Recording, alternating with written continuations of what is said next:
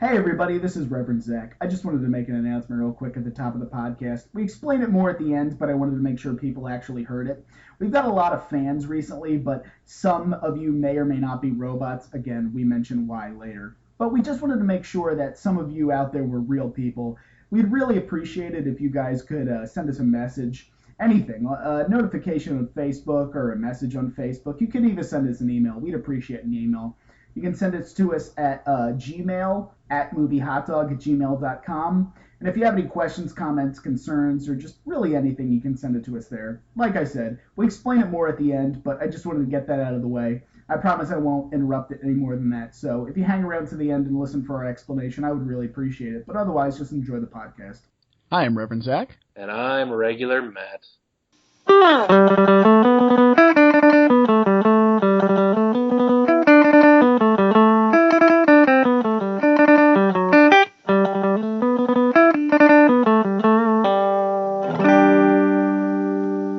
And welcome to This Movie Was a Hot Dog, a podcast where me and a friend of mine, Matt, watch a bad movie, critically, financially, or otherwise. I'm going to say this one's all three of those. And then we break it down, review it, and tell you what we thought. And this week, we watched 2014's VHS Viral, directed by like five dudes. No, 5 people. Everyone directed this movie. Which means no one directed this movie. When I open up the page to see who directed it, his first guy's first name is Nacho. Quality. So, this is an anthology found footage horror movie. And the way we found it was I started watching it for fun because I have this crippling addiction to found footage horror films. I can't stop watching them. They're never good. I've never ever watched a good one, but I watch every single one that comes out, including this one, and this one was bad. Do you want me to take it away then? Please do, because I have no notes. And why would you? So, to start off, like, it says the title is VHS. Obviously, most of us will remember the old tapes, although it's decreasing rapidly because now it's just DVDs and everything. Well, plus we're dying off every day. More and more of us are, thanks to the hunting squads. Obama's death squads that are killing everyone in their mid-20s. It's a target audience. For death squad? Exactly. And you'd be surprised since, that's a majority of who voted for him. But in the end, well, Obama's America. Priorities. Obama's America. What are you going to do? Yeah, right. That's what we live with. But the movie kind of leads off with just artifact-ridden footage. And that's kind of constant throughout. They insert fake kind of artifacts, which is what you call like spots on the film or like weird transitions or like static and stuff like that. Because this was all shot with a digital camera, of course. And so they had to fake all that, which just makes it more fun for the fans at home. Does it? I felt bemused. But here's the thing anymore. Like, nobody records on VHS. These are all supposed to be like new occurrences. Yeah. In fact, the guy... in the first thing, he's running around with his phone. Yep. Or like a GoPro. It's not a VHS tape. There's no VHS tapes in this movie. Yep. All right, go ahead. You're acting like this is supposed to be relevant? I don't... Well, okay, we were going to do it later, but we're talking about it now. Okay. So this is the third in the VHS movie franchise. Really? And, yes, there were 2 more before this. And the first 2 weren't as bad. They had a couple more in the anthology. There were a couple more, maybe, because this one only has 3. The others had like maybe 5 or something. And it's hard to say how many this one had, but... It had 3. It had like 12 if you count all the little ones, too. Oh, you count all the little ones. But there was at least one good one out of those other ones. Like, there's not a single good one in this. I would argue in favor of one of them, and we'll get to it. Okay, but not for the same reason. Like, there were at least 1 or 2 legitimately creepy, if not scary, things in the original ones. But yeah. That aside, the reason that the movie was called VHS was because the overarching story that like connects all these things is somebody in VHS 1 and 2 received some random letter saying like, hey, I need you to go to this house and retrieve this videotape and I'll give you like $10,000 or something like that. So they go into this creepy house and it's just filled with videotapes, VHS tapes, hundreds and hundreds of them. And so they're going through the tapes and as they're like, so they put in a tape, press play, then the next horror thing happens. Tape ends, they take it out, something creepy happens in the house, somebody dies, or there's like a ghost or something, then another character puts a VHS tape in, watches it. That is why the movie is called VHS. No way. There are no VHS movies in the movie VHS.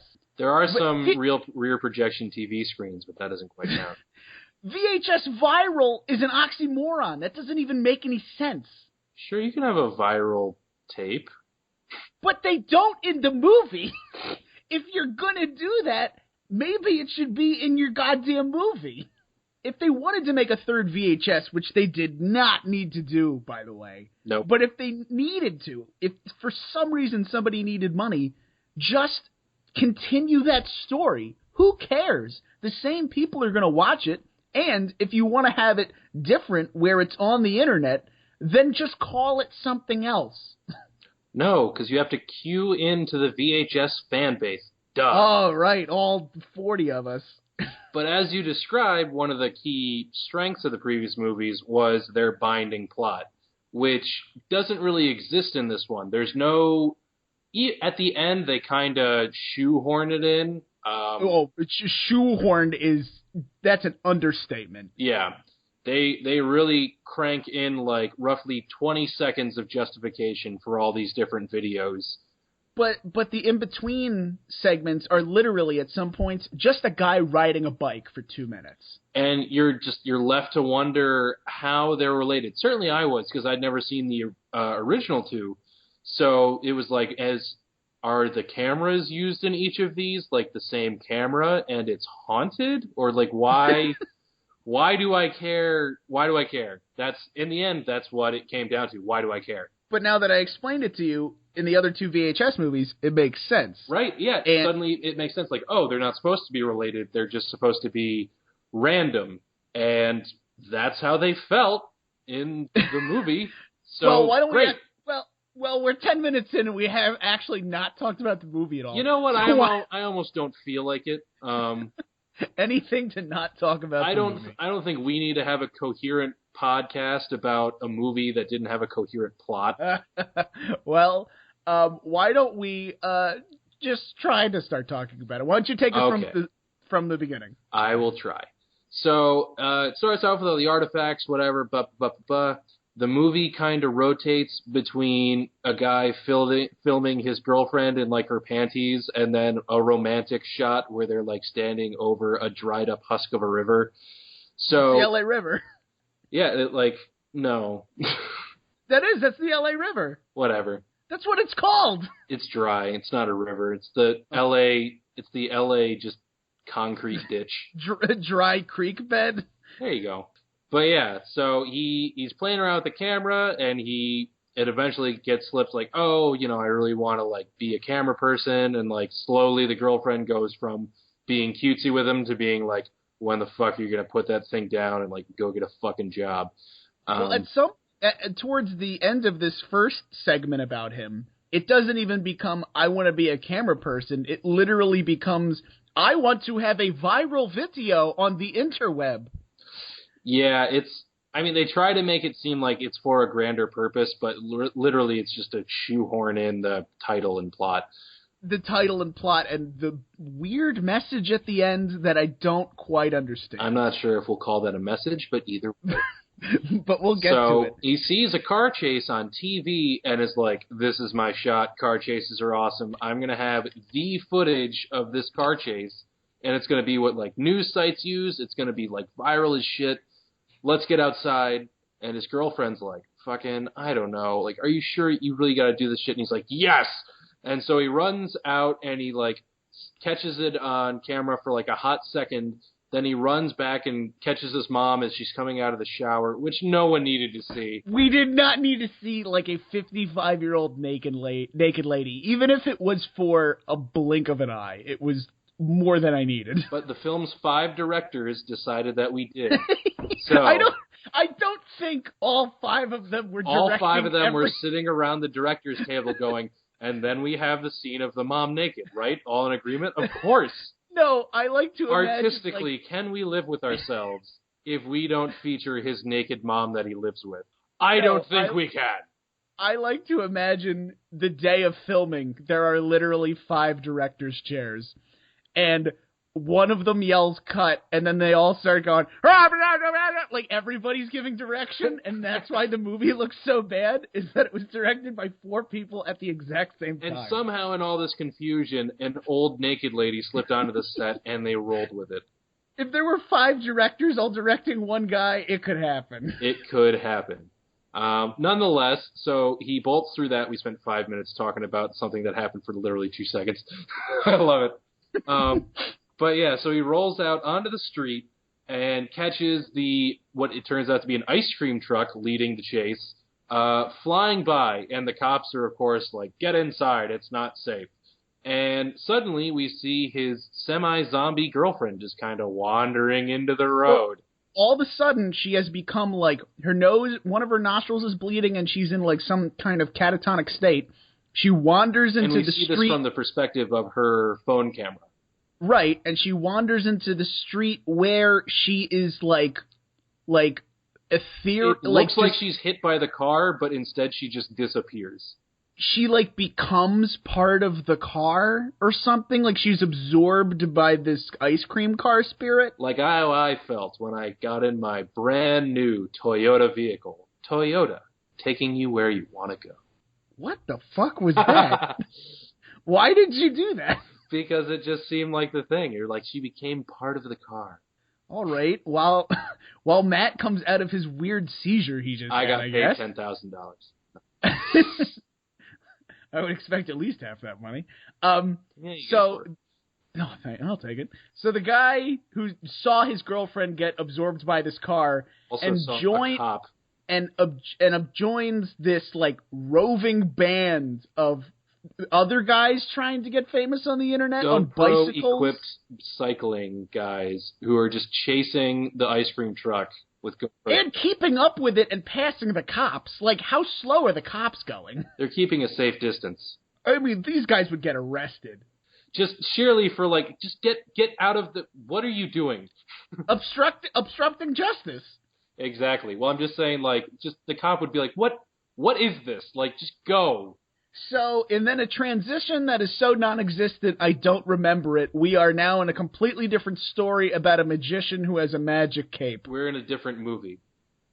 Basically. That movie's over for now. Now we're in a different movie and about... its title is Death Cape, the cape that eats people. Well, that's not what it's really called, but that's fine. It's actually called Dante the Great. A documentary about a famous Las Vegas magician. A documentary, sometimes security footage. And other times found footage. Oh my god, it must be a found footage movie. I hate you. And then... So basically it's about this, like, hillbilly who, like, is trying to do magic tricks in his trailer park to get, like, weed or something. Somehow, we are never told, comes in contact with a magic cape. Houdini's or cloak. former cape. Houdini's former cape that Houdini got rid of because he was afraid of it. And he uses it, like, he can actually do magic with it. Like, he can reach inside the cape and, like, pull something out from apparently anywhere in the world. Right? Eventually it comes out that. At first he does it, like, across the room. But eventually it's just like, and now I need this. And it's one of these, like, really like, just this so poorly defined magic where he can just, like, point his finger and, like, what he wants to happen just happens. Including where he, like, points his finger at a rabbit and just vivisects it. Yeah, right? Also, what was weird, though, is as the sketch went on, I'm not sure if you noticed this, his gestures to activate these abilities got increasingly elaborate. Well, that's as we started to learn that the cape was... whoa, it's evil. Oh, and it's evil, but he has to like feed the demon that lives in the cape. So he literally, because after a little while it stops doing magic. Right. So he will, at like one time he just throws the cape on top of a woman and something just eats her. Yeah, he just so he's like lying in bed next to a chick, and then like he's just like, give me 1 second. Then he just puts the cape on her, and then just like growling noise and blood explosion. Well, sometimes like a monster comes out of the cape, and other times the cape appears to be a monster itself. Right, the cape just consumes. Right, but like when he hands it to somebody in the shower instead of a towel, like a monster is there instead. Yeah, that was the first time. That was with his wife or girlfriend. Yeah, it's just... So basically, like, we really don't have to talk about it this long. So it's like this crime report where it's like, where did this guy go? We need to find out where this guy was. And it's him going like, I'm just the best magician in the world, guys. Blah, blah, blah, blah, blah. I don't know what you want from me. And so at the end, there's like the police raid his magic stage show. And he just murders these police by pointing his fingers at them. The fighting here was actually pretty interesting. I kind of enjoyed it. First, like, it's pretty basic stuff where he just breaks the necks of the guys, and then he starts getting pretty creative where he starts throwing them around the room. At one point, he even switches places with one of the police officers and then takes over, like, another guy who in, like, full SWAT gear and shoots one of the other guys in the back of the head as they're trying to figure out whether or not it was him that they shot. And then him and his, and this like... is what separates him from his cape.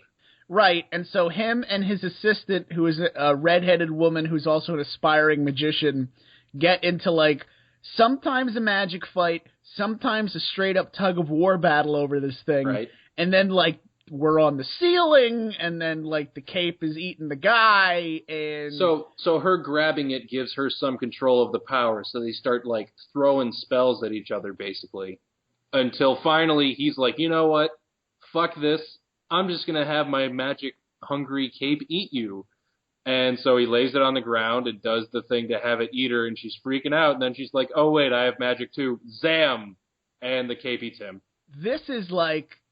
I feel like this is the perfect example of what I like to call the limitless mistake. Where you are... in possession of something that gives you, like, abundant, absolute power. Why would you let it out of your sight? Or, like, he deliberately teleports himself out of the cape. Why would you ever do that? I would sew that thing into my skin. That'll be VHS 4. I guess. He knows that he is powerless without it. Why would he ever give it up or not have it on himself at all times? Take it to a seamstress and make it into a suit and never take that suit off. Use your magic so it can't get dirty. And so the redheaded lady ends up with the cape, and you think like, oh no, it's going to continue, or who cares?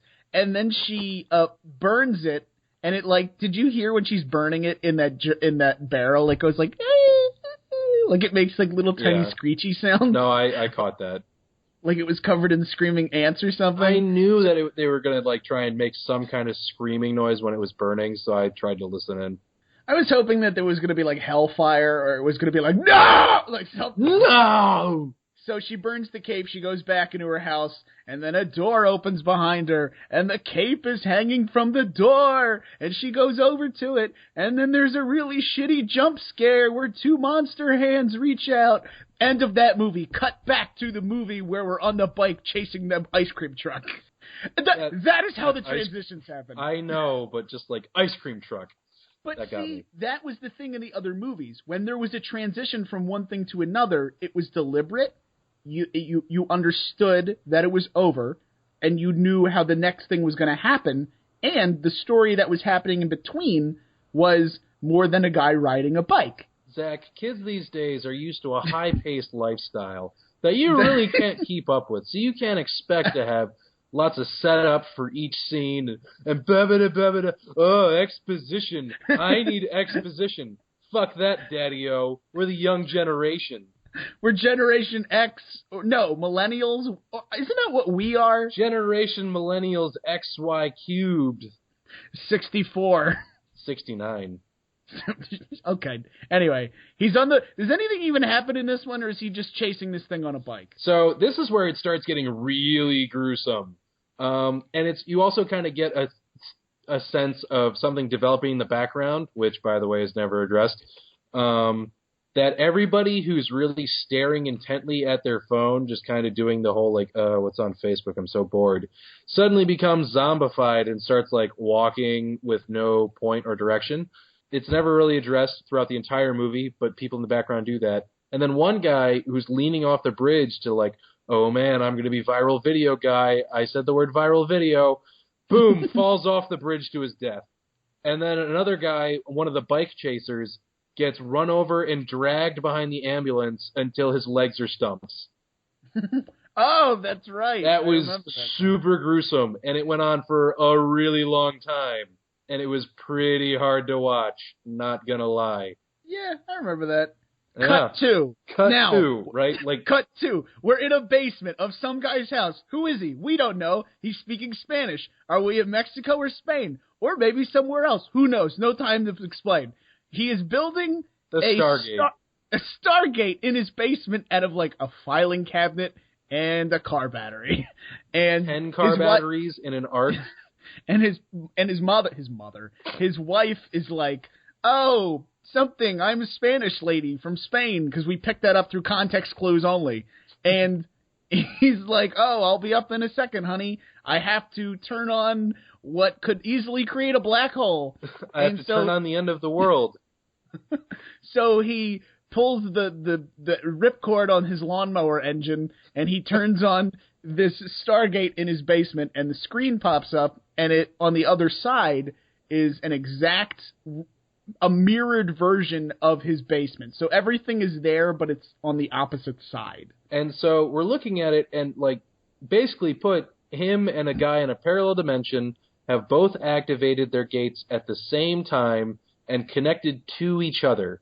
So they are the same. They're identical twins playing this part. They look the same. So they both they jump off to the side together, and then they peek out together, and they do the whole mirror. Look, are we really different? And then they finally stop talking the same, which was nice because I thought they were gonna just milk that forever. I thought there was gonna be the whole scene. God, I would kill someone. But yeah, instead, one guy gets the balls to go through first, and he's walking through with the camera. Camera gets a little fuzzy at the dimensional border, but then keeps recording.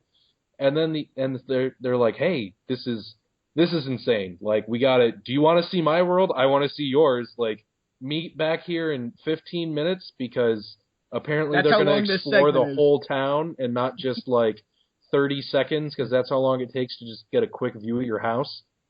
Oh, also, if you were curious, Nacho directed this part.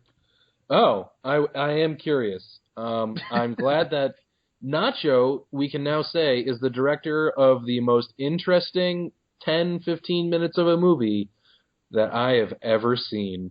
Nacho Vigilando. So let's make that point. This is actually the best part of the movie. And for not all the wrong reasons. Right. It's not for any this was the actual creepy part or the scary part. Nacho Vigilando directed the dumbest, most bizarrely piece obscure of shit. But it's so entertaining. I would watch that as a movie. We'll get to why. I know you probably wouldn't. I was going to say, I'm not sure if it's got a whole movie in it, but either way. So they're chatting it up, and the one guy's like, oh, just, don't wake up my wife. She's asleep. And he's like, oh, yeah, sure, no problem, bro. Why would I wake up our wife? And so they go up the stairs, and, stairs super similar, just mirrored. And it's like, it's on the left, and mine's on the right. This is crazy.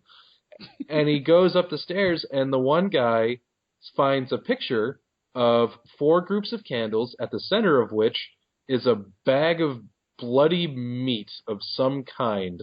And he's like, that's weird. Why does the other me have that hanging? And then they cut to the other him who's going up the stairs, and he has a picture of his wife hanging. And he takes the picture off and goes like, why does this guy have a picture of his wife hanging? Yeah, here? like, what a weird guy. So then... I don't even know how to go. I don't even know how to proceed. I got it. So then the good version of him... So there's a good version and a bad version. Spoiler alert. So the good version... So the good version, who's in the bad, we don't know it's bad Earth yet, goes upstairs and sees his wife, and his wife's like, oh, you're back upstairs. And he's like, oh, yeah, everything seems relatively okay right now.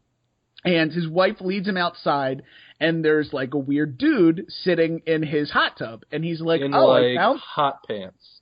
Right, hot. And he's like, oh, I found this guy. He's going to hang with us or something. And he's just like, okay. It's like super alluding that there's going to be a three-way. And then she goes, three-way. And then she goes, oh, there's also another guy. And so now it's going to be a weird orgy or four-way or something. So she leads them inside and has them all sit down on a couch where like violent porn is playing on the TV.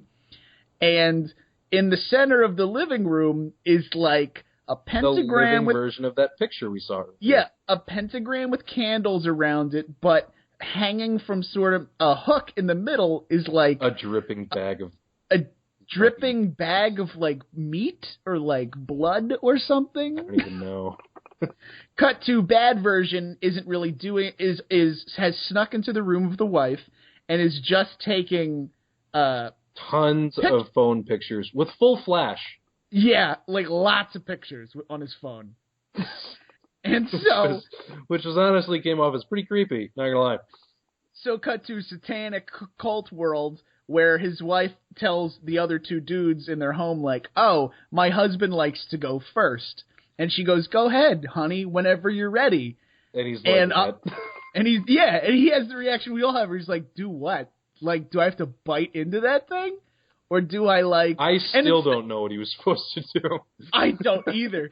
But instead of playing it cool, where he's like, oh, no, we have guests, why don't you go first? Or let's change things up. Right, I feel a little tired or something. He just sits there in complete silence. And the two guys basically just go like, are we going to fuck or not? Like, what is this? Orgy off. Basically, they go like, if we're not going to fuck, we're leaving. So they both get up and leave. And now his wife is all upset because she's like, we didn't have a weird satanic sex orgy or whatever. Because we still don't know. And so she's, at this point, this is where, if I was this guy, you go, I got to get out of this place. Now. I need to. And that's all, like, why is he not worried? Like, what is that other guy doing in my house? Oh, especially after this. But the best part becomes he hears this loud, like, beeping or, like, kind of rumbling or something. And he's like, what is that? And she's like, you fucking know what that is. And he's like, what if I didn't, though? Like, what is that? And so he eventually just runs outside and he looks up and he sees the Antichrist blimp. It's a giant Goodyear blimp that is just in some sort of demonic voice, just blasting. Propaganda? We don't know what. I get something like the devil Bible scripture. I don't know. And so he's filming that, and then the two guys who left the orgy see him, and they go like, "Oh, dude, did you just want to fuck us without your wife? That's cool. We're fine with that." And he's like, "No, that's really okay. I'm fine." And they're like, "No, come on, we'll fuck you." And they're like, "No, I gotta get out of here." And they're like, "Why you gotta be an asshole?" Right. So he starts to run away, and they now they're angry, and they have evil demon light coming out of their eyes and mouths. Which throws you off pretty hard. And so he starts being like, oh shit, what's my wife going through?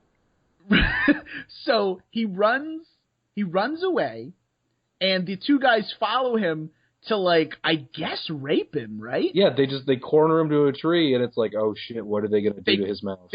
They corner him to a tree, the one guy takes down his pants, and a fucking 3-foot long monster penis covered in hair, And when I say monster, I mean like it has a face.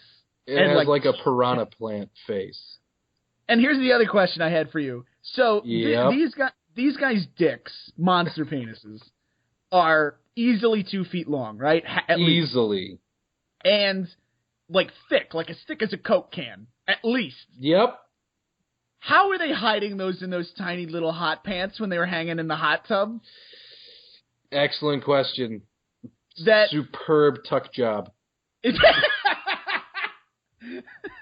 made an art of it. They never turned around because if they turned around, giant bulge in their ass. A giant bulge in their pants. It would be sticking out of the back of it. It would just be on their back and like making chewing motions. Yeah, right.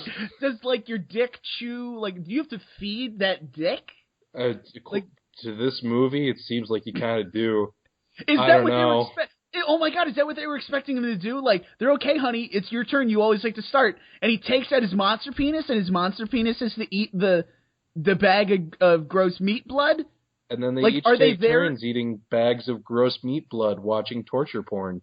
Is that what it's supposed to be? I don't know. Bet that's what it is. I bet Nacho had a wider vision for where he wanted this to go. Nacho has a wider vision where he wants human sex to go. Oh, ugh. So, cut to his house with the bad guy, and the bad version of him is like the bad version of him. Glow and monster penis. Right, but the bad version of him seems to have the impression that he doesn't know that like this also isn't a satanic place. He seems to think like, oh, great, this is my wife. She won't know. Let me just fuck this other satanic version of my wife. So he pulls out his giant monster penis, and she is not okay with it. Nope. And so the good version of him finally is like, I have to get the fuck out of here. He like pushes past the guys trying to rape them with his monster penis. He stabs him in the monster dick with something that he had like in his breast pocket, like a screwdriver. Oh, and then he bolts for it. And the reason that's important is because then other monster guy stabs him with the one that he had. That's right. So he runs back into the house to get back to the Stargate. His wife's like, "What the fuck is going on?" And he literally just like punches this woman in the face and throws her on the ground, runs downstairs, gets back into his version of the world while the bad version of him is coming back covered in blood. And he's like, "What did you do to my wife? What did you do to my wife?" The guy stabs him in the leg. And he's like, "I just want to go home to my world. This place is weird."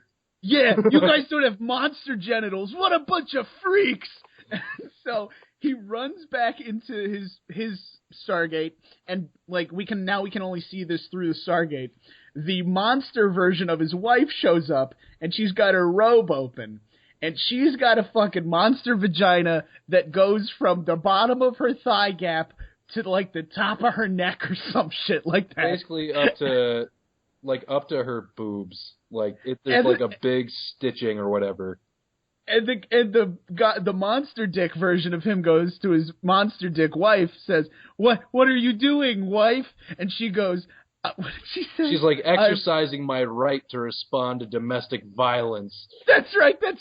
And her monster vagina opens up, and she sticks her head in it. Like a giant fucking Venus flytrap.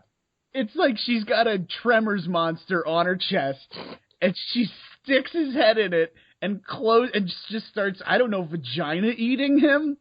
And the other guy don't have enough time to see because real world guy is like, that's fucking it. And he's like, all right. Yeah. He's laying on the ground. He's like, all right. And he shuts the door. And so now the demonic portal's closed. And he's like, oh, he's screaming for his wife because he can't get up because somebody stabbed him. And the last time the last person to see her was covered in blood. And so he's screaming and he doesn't notice that she's sneaking up behind him. And since she doesn't know anything about his fucking portal experiment, she just assumes that her husband tried to kill her with a monster penis. So she stabs him to death. The end. Cut 2! We're back on a bicycle, chasing an ice cream truck. In between, there's also a quick sketch, not one of the longer ones, of a Spanish gang having a midnight picnic in the back of a driveway. Oh, that's right. Well, this is connected to the to the ice cream chase stuff. Vaguely. Not vaguely. The ice cream truck drives right through it. I know, but like, why does? Oh, why does it happen? Oh, I do not have it. So in the end, by the end of this sketch, a ex-con, or I guess soon to be current con, who was trying to get rehabilitated through a therapy dog. The dog just got out of space jail. The dog gets stabbed in the head during a minor altercation, and the guy gets like stabbed in the head with like a giant meat fork. But the effects of this dog being stabbed in the head is like when you have that thing that you put on top of your head that makes it look like an arrow went through it. He's just sitting there like panting and everything's... Yeah, the dog, they didn't use like a fake dead dog. Like they took the dog and they put like a fake knife thing over his head and he's just like, the dog looks fine. And so then the gang guy goes nuts, kills like 10 to 15 people, and during one of the wide shots that shows the aftermath of this, he doesn't just like stab them all in the chest. They are riddled with forks. Each one of them has roughly 10 forks sticking out of them as they lay dead on the ground. Does the guy on the bike chasing it make any progress in this? No. Cut to 2 kids riding skateboards. It is the viewership of this movie. They're doing kick flips and ollies and all kinds of stuff. They're getting filmed because they're gonna make the most awesome skateboard tape and make and go viral or whatever. And then cue Megatroll, the skateboard cameraman, who is sitting there, and as he watches the kids like line up this jump over a gap between 2 buildings, he's just sitting there going like, fall, fall, fall, don't make it, don't make it, don't make it, fall. And then when he nails it, he goes, I missed that. You're gonna have to do it again. Like I assumed this kid was gonna be evil. Because he is being sort of an ass the whole time. And just trying to kill these kids. And then he's the one who talks them into going to Mexico. Here's how that conversation basically goes. Skate video, Tijuana! There is almost no reason other than he's like, we should go to Tijuana. Yeah, so they're basically like, well, our skate video isn't going to get any viewers. We need some kind of something to blah, blah, blah. And he goes, why don't we go to Mexico, bro? So they're like, do you have the money for that? That's retarded. So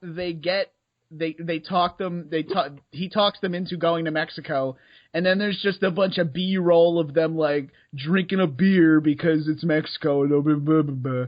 And then they're like, oh my god, fireworks, let's light off a firecracker inside this firecracker factory. And then they go to just a drained out cement something, and they're like, man, what are all these pentagrams and like dead chicken skulls and human bones of flesh and piles of flesh, and like, why does it say like Hail Satan? Whatever, we're angsty. They really weren't. But I know, but I've made more interesting characters in my head now. You have. I'd watch that movie. Anyway, so they're skating around, and cameraman continues to bitch about not wanting to do the exact thing that they paid him to do, when suddenly just a woman appears, and suddenly there's like 10 dudes just all around them. And so then a fight breaks out, and using the power of love, they... As I called it, they used the power of skateboarding. You're right, it wasn't love. Because sometimes, like at first, they do like skateboard tricks like at them. I must have fast-forwarded through that part, because I just remember them grabbing their skateboards and beating them to death with the trucks. Well, at first, they're sort of just, like, pushing them and stuff, and then they do, like, somebody will do, like, an ollie at a guy or something, and then they, like, they're getting attacked, so now they are just picking up their skateboards and beating guys to death with it. And one of them pulls a gun. Yeah, where the fuck did that kid get a gun? He had alluded to having one earlier, but it kind of just sounded like tough talk until later on he pulled out a gun. And it wasn't like his grandpa's something. Like, he's got a Glock. Yeah. And he just starts, like, just shooting drilling people, headshots, just killing people. And at some point, the camera guy, who's been an ass the whole time, gets his arm ripped off, and then his body's dumped in the middle of the satanic cult circle, and his blood catches on fire. And now all of the guys who have been trying to kill them turn into skeleton zombies? Zambies? They're not even zombies. They're Zambies. They're from Zambia. That was such a dumb joke. You should feel really bad. I feel great. They're from Zambia. So home of the Zambies. Yeah, okay. So so the rest of this segment is literally just two dudes. Yeah, it's just their GoPros on their helmets. They're beating zombies to death or shooting them, and then they just get on their skateboards and fucking skateboard into the sunset. Until halfway through they acquire swords. Yeah, what the fuck? What? Oh my god, I really forgot about this part. Yeah. No, halfway through the fight, some of the cultists or zombies or whatever were carrying swords. They acquired them from them, and suddenly they were just chopping dudes' heads off with swords, And so finally, they skate off, like, and get away-ish looking until, like, a monster comes and just wrecks one of them, and then eats them, and you get to watch him being eaten from first-person perspective of the GoPro. Cut to, we're on a bike, driving after an ice cream truck. Actually, cut to, he's, like, standing in, like, a highway underpass, essentially. It stopped being found footage at this point. Yeah, it really just looked like a cinematic shot. And well, it was, because there was he wasn't filming anything and nobody was filming him. It wasn't like security, bridge camera, blah, blah. No, the last, 3-4 minutes of this movie is now just a movie now, for some reason. Oh, we also skipped the hooker pulling a gun on the porn guys, but that's probably worth skipping anyway. Yeah, who gives a shit? So, anyway, back to the guys under the bridge, and so throughout this movie, you've seen just rampaging ice cream trucks. And so you're waiting for any moment the ice cream truck to just fly down this alley and slam the shit out of this guy. And because there is, nothing to look forward to in life, it doesn't happen. Yeah, the ice cream truck is stopped dead in the middle of the LA River, and cops have been chasing this thing for what appears to be 6 hours. They're all gone. The truck has finally stopped. There are no police there. Where are the police? They all had to get the gas. Did they was the car chase going on for so long they all just gave up? If it goes on for a certain amount of time, then your stars get reset back to 0 as long as you're out of sight of the police. And so the ice cream truck... Was that why there was nobody in there? Because he crashed it into the basin, and then he used the code to get a helicopter and just flew away. Yep. So now you get it. He gets into the back of the ice cream truck, and oh my god, there's computers and doodads and on widgets. The way to the ice cream truck, he finds severed limbs of all varieties. Of everybody else that it absorbed or whatever. And pooped out. I guess. And then so this is the part of the movie where it tries for some reason, and I don't know really what the reason is or what the message is. It tries to cram in this internet culture is bad, or maybe YouTube is bad, and fame seeking is bad, and all we do is record on our phones, and that's bad. Bad. Also, so he gets inside and there's all these computer monitors and old cords, TVs, right, and whatever. And suddenly his girlfriend, who got absorbed from the truck in the beginning, appears on one of these screens and says boyfriend, I want you to press the button. And they cut to the most cartoony big red button that says push here to make evil happen. Push here to make internet, actually. And he's like, but I don't want to make internet. And she says, make internet. And he goes, no. And then she starts mutilating herself. She starts bashing her head on the side of we don't know where she is or what she's bashing her head on. And But every he's time like, it stop. comes back, she is missing giant chunks of skin. And he's like, stop. I'll make the internet happen, I promise. I'll make the internet, I promise. And she's like, good, do it. Make the internet. So and she does go through a thing where she's like, we're going to upload this video because everybody wants to see it. So we'll just give them what they want because, I don't know, this is a moral story or something. I didn't catch any of that. and so he presses the button, and then, like, there's a cutaway of, like, seeing the whole city where, like, the internet starts to happen at people, and, like, we are left to assume that is bad. And it shows on the monitors, and this is the only remote connection that tries to tie in anything. On these monitors, it shows the different subplots, and that's all we have to tie them together in any way. Just like 5 seconds of just, oh, look, they were all on the TV. This is why we did that. And then the movie's over. So did the, like, ghost internet truck upload those videos, and then the world got haunted? Right? Like, is it like The Ring where, like, everybody saw it and now they're demon babies? Or who? Ah, God. And why couldn't it upload the videos itself? Did it need a human? Because only human spirits can interact with the internet. That is the laws. Since the beginning, it was ordained that demons could not upload to the internet, for it is a human creation, and for the humans alone. Sure, let's go with that. So, makes more sense than what they did. This movie was a hot dog. A hot dog. I was going to say garbage.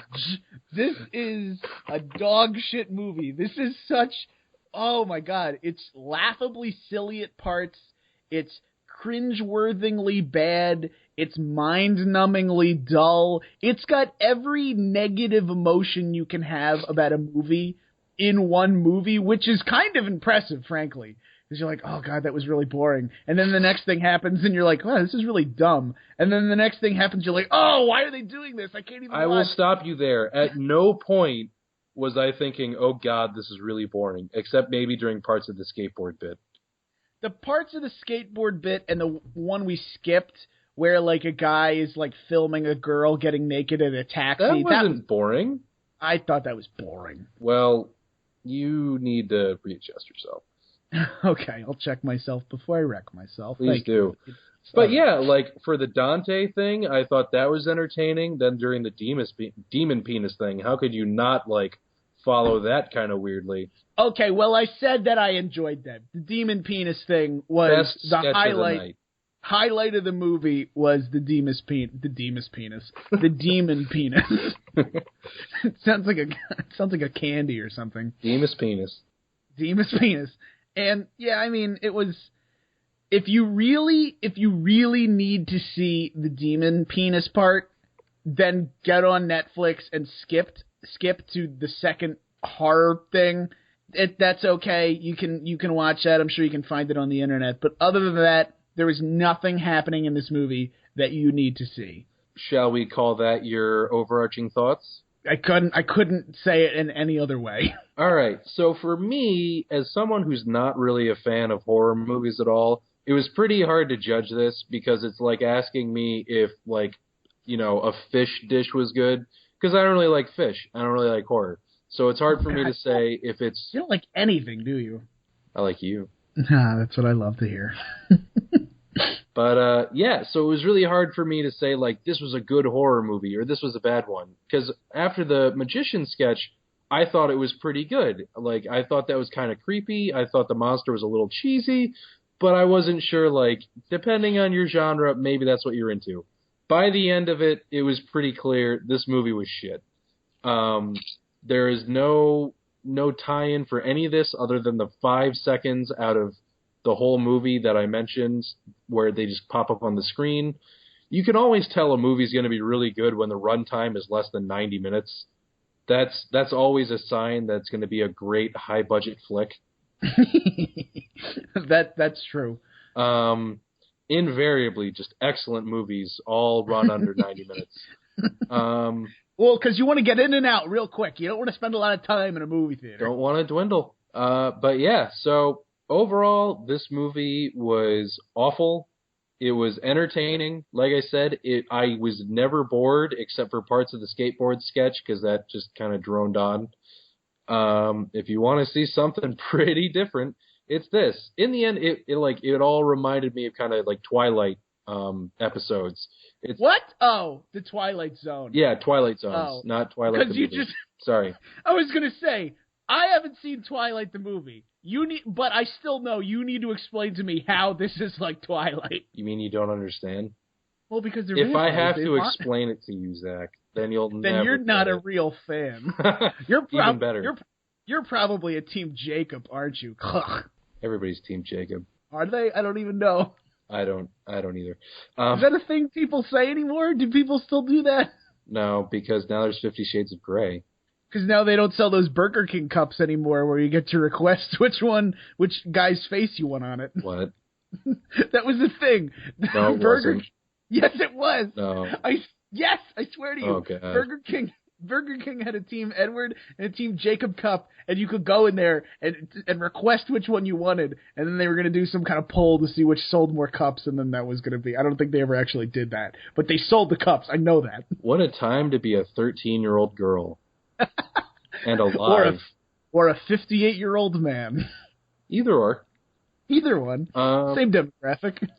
But yeah, so overall, just like it was a lot of creepy little things with like a twist that I don't know. They failed to be overall scary. If you're a real fan of horror, you won't enjoy this movie at all. If you enjoy Mystery Science Theater, this is probably your catnip. Okay. I will say that we tend to give this a lot in our reviews, but I think we're both going to agree on this one. This is I got some friends, I got a case of beer and a pizza. Oh, yeah. This because you do not need to watch this. You can talk over it. You can go to the bathroom and come back, and it will make just as much sense as when you left. Because there's so many smash cuts anyway. It is a good watching a bad movie with people. Don't watch it by yourself. Don't watch it if you like scary movies. And frankly, if you don't watch it, or good movies, and frankly, if you don't watch it ever, that's also okay. Boy, is it. So, Matt, let's give suggestions. Oh, I didn't prepare for this at all. Well, I'll go first. I know I will give you an out because I know you don't like horror movies, so you don't have to suggest a horror movie. Yeah. But I will suggest two on the off chance we have any horror fans out there. Number one, it is a little indie film that got a really limited release about 3 weeks ago. Well, it's going to be about 5 weeks ago once I post this. And it got a wide release recently. It's called It Follows. Just saw it. It is really, really good. Like, it is a genuinely spooky movie. A genuinely creepy movie. It's basically a ghost story, but for a ghost story, it is a very original idea, and it is scary. Like it is a legitimately scary film. It was made on the cheap. There's nobody in it that you're gonna know.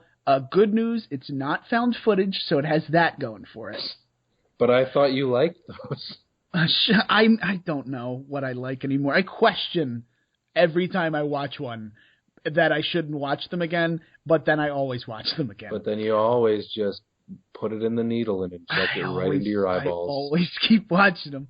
So that is what I will suggest for a good, traditional, scary film. Yay! Now, if you're looking for something a little different, and you're a horror fan, I would first of all be surprised if you hadn't seen this, but if you hadn't seen it for some reason, watch The Cabin in the Woods. Oh my God, yes! It stars a pre-Thor Helmsworth guy. Chris Helmsworth. And Chris Helmsworth. I almost said Liam Neeson, so I decided to not try to say it. So I was just like, I know everything. I was like, that's not him. Don't even try to say his name. So Chris Hemsworth is in this, and it takes the original, like, the cliche horror story and sort of turns it on its head in a very entertaining, sometimes scary, sometimes funny, sometimes just generally entertaining way. I would suggest that as well. If you haven't seen it, you should see it because you're not going to know what to expect. Those are my 2 suggestions. Okay. Matt, have you thought of one while I was stalling for you? I thought of 2, thank goodness. Cabin in the Woods, obviously fantastic, loved it. Very, very ready comic relief, and it's never super scary, so I enjoyed it. In terms of similar movies to that, I would recommend Tucker and Dale versus Evil, which is... That was good. That was good. I agree with that. Right? It's a movie which... Similar Cabin in the Woods premise, because, why not beat a dead horse? But instead, it's filmed from the perspective of the creepy guy who's at the gas station that kind of points you towards the creepy cabin in the woods. Only it turns out he just wants to be loved. Pointing out this is a comedy film. It's very comedy, barely horror at all. It features Alan Tudyk, which you may know from Firefly. He played the Captain Wash. He also played the robot Sonny in the Will Smith blockbuster I, Robot. Really? Yes. Huh. There you go. I'll learn something new every day. And I'm not sure how you'll agree with this. In terms of found footage, I enjoyed Paranormal Activity. I really did. The first one. The first one. And even the second one. I thought those were 2 good films. Everything that followed forced it quite a bit, and because of how the second one became kind of a game of I Spy since you'd watched the first one, the third one did a lot of fake outs, ended up being pretty shitty.